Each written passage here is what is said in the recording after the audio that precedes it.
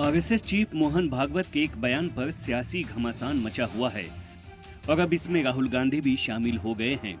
राहुल गांधी ने मोहन भागवत के बयान को गद्दारी करार दिया है। Mohan Bhagwat has the audacity to inform the nation every 2 or 3 days what he thinks about the independence movement, what he thinks about the constitution. In fact, what he has said yesterday is treason, because it is stating that the constitution is invalid. It is stating that everything, the fight against the British was invalid, and he has the audacity to say this publicly. In any other country, he would be arrested and tried. That is the fact, right? To say that India did not get independence in 1947 is an insult to every single Indian person. And it's about time we stop listening to this nonsense that these people think they can just keep parroting out and shouting and screaming, right? दरअसल मोहन भागवत ने मध्य प्रदेश में एक तकरीब के दौरान कहा था कि मुल्क की सच्ची आजादी राम मंदिर की प्राण प्रतिष्ठा के दिन ही हासिल हुई थी। अनेक शतकों से परचक्र झेलने वाले भारत के सच्चे स्वतंत्रता की प्रतिष्ठा उस दिन हो गई। इसके अलावा कांग्रेस एमपी राहुल गांधी ने आज कांग्रेस पार्टी के नए दफ्तर के इफ्तिताह के मौके पर एक ऐसा बयान दे दिया जिस पर वो बीजेपी के निशाने पर आ गए।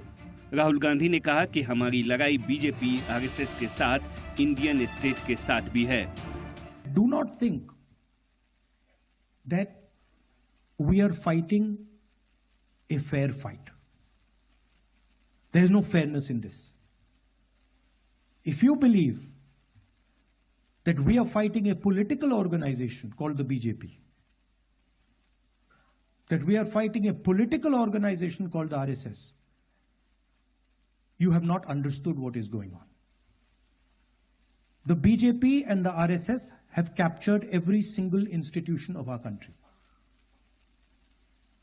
We are now fighting the BJP, the RSS and the Indian state itself. Rahul Gandhi के इस बयान पर अब हंगामा मच गया है। बीजेपी चारों जानिब से राहुल गांधी को घेरने में लगी है। खुद बीजेपी के चीफ जेपी नड्डा राहुल के इस बयान पर जमकर निशाना साध रहे हैं। JP Nadda social media x पर लिखते हैं कि कांग्रेस का घिनौना सच उनके ही लीडर ने उजागर कर दिया। मुल्क जानता है कि राहुल गांधी इंडियन स्टेट से लड़ रहे हैं। उसे साफ तौर पर कहने के लिए राहुल गांधी की तारीफ करता हूं। राहुल और उनके इकोसिस्टम का अर्बन नक्सलियों और डीप स्टेट के साथ गहरे रिश्ते हैं। ये लोग हिंदुस्तान को नीचा दिखाना और बदनाम करना चाहते हैं। हिंदुस्तान को तोड़ने और समाज को तकसीम करने की सिमत में है राहुल गांधी का बयान। बीजेपी के तर्जुमान शहजाद पूनावाला राहुल गांधी के इस बयान को एक सोची समझी साजिश बता रहे हैं। आज कांग्रेस पार्टी राहुल गांधी ने सरेआम ऐलान कर दिया है कि बीजेपी मोदी से लड़ते लड़ते, बीजेपी और मोदी का विरोध करते करते वो देश विरोध में उतर आए हैं। वो देश से लड़ रहे हैं, वो भारत और भारत के राज्य से ही लड़ रहे हैं।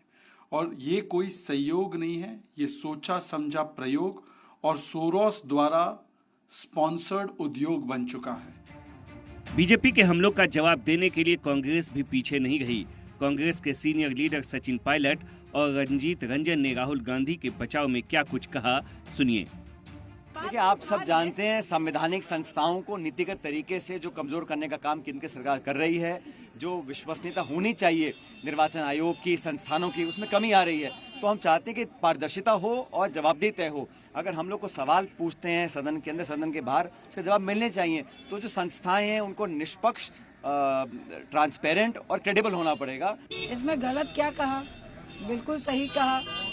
और हमने अपनी पार्टी की, देश की आइडियोलॉजी की बात करी, देश कैसे चल रहा था और चलेगा, लोगों की क्या सोच है उसकी बात करी। और निश्चित तौर से मोहन भागवत जी ने जो कहा, उनकी जो आइडियोलॉजी है वो पूरे भाजपा की आइडियोलॉजी को दर्शाती है। जिस बात को राहुल गांधी जी ने आज ऑडिटोरियम में कहा, ये हमारे लिए एक ऐतिहासिक दिन है। और उसका उदाहरण यही था कि ये देश किसी भी विपत्ति पे हो, हम किसी भी विपत्ति पे हो, चाहे कितनी भी ईडी सीबीआई और डराने की कोशिश हो, लेकिन ये देश हमेशा से सिद्धांतों के साथ चला है और चलेगा। जाहिर है दिल्ली में असेंबली के इलेक्शन का माहौल है। आम आदमी पार्टी, बीजेपी और कांग्रेस में जबरदस्त मुकाबले के आसार हैं। ऐसे में बीजेपी राहुल गांधी के इस बयान को मुद्दा बनाने में जोर शोर से लगी है। सलाम टीवी के लिए दिल्ली से नदीम अहमद की रिपोर्ट।